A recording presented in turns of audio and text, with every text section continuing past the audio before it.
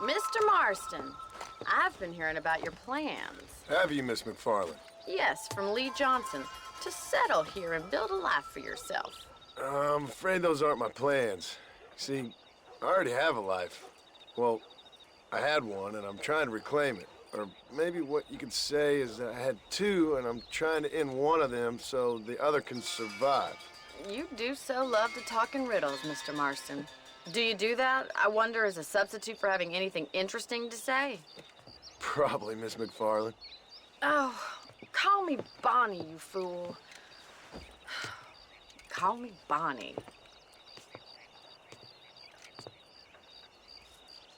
Miss McFarland, I'm married. I have a son.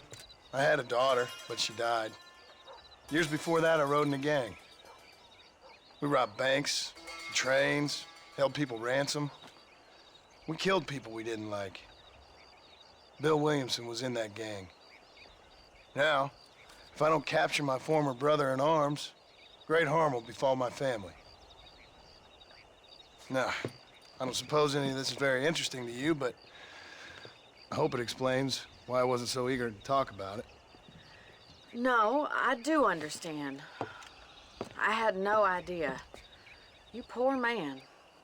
Even in this new country, memories don't really fade.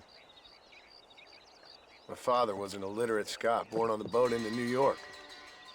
He never saw his homeland, but to hear him talk about it, you'd imagine he only ever ate haggis and wore a kilt. And he hated the English for what they had done to his great-grandparents that he'd never met. People don't forget. Nothing gets forgiven. That's true, especially when it comes to money.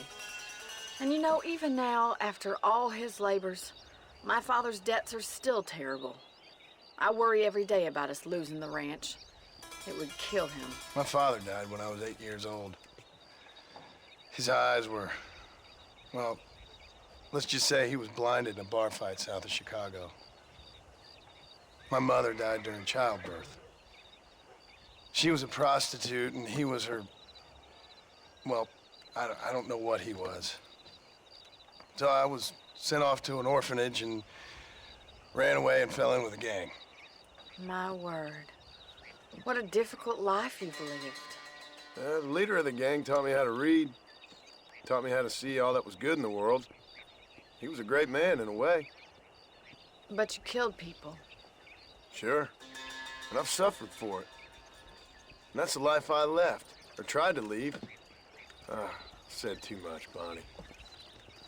I'm an uneducated killer, sent here to do all I can do well. Kill a man in cold blood so that another man may do his part to cut crime in an area, and a rich man can be elected governor on the back of these promises. Civilization is a truly beautiful thing, Mr. Marston. Listen, can you help me? Well, I can try. What do you need, money? No, nothing so complicated. I need an extra hand to take out the herd to pasture. Sure. Point me in the right direction.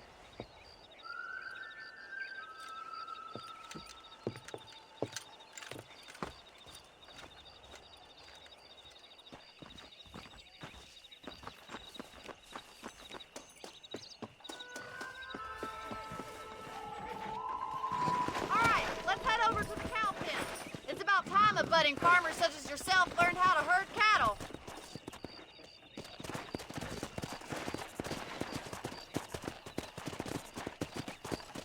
Thank you for telling me all that back there.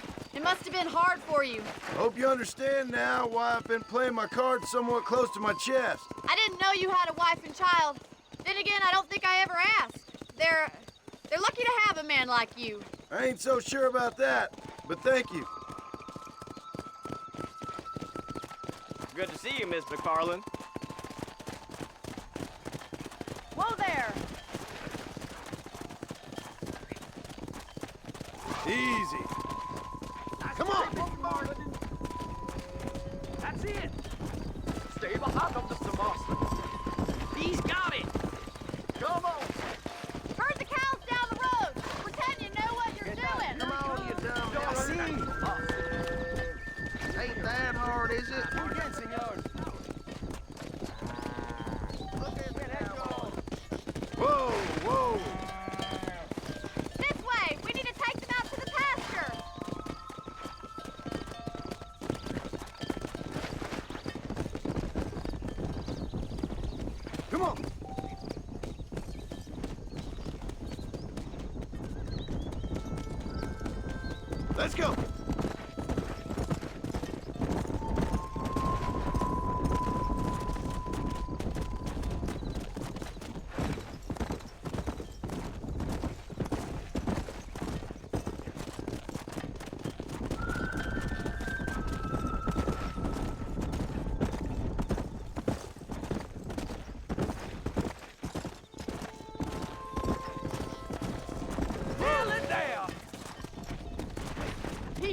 showing off now.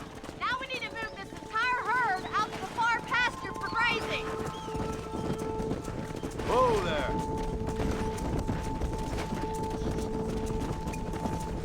Swing back and forth behind them. Keep them nice and tight.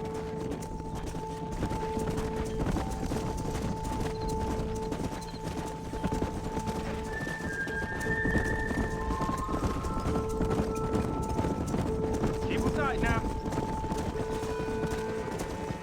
You're doing great, Mr. Morris. Stay with them. Keep that herd together now.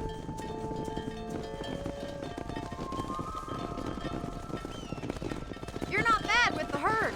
Ranching might be your true calling, Mr. Marston. Either that, or you were a cow in a past life. Thank you, Miss McFarland. I'll see you later. I have work to do back at the ranch.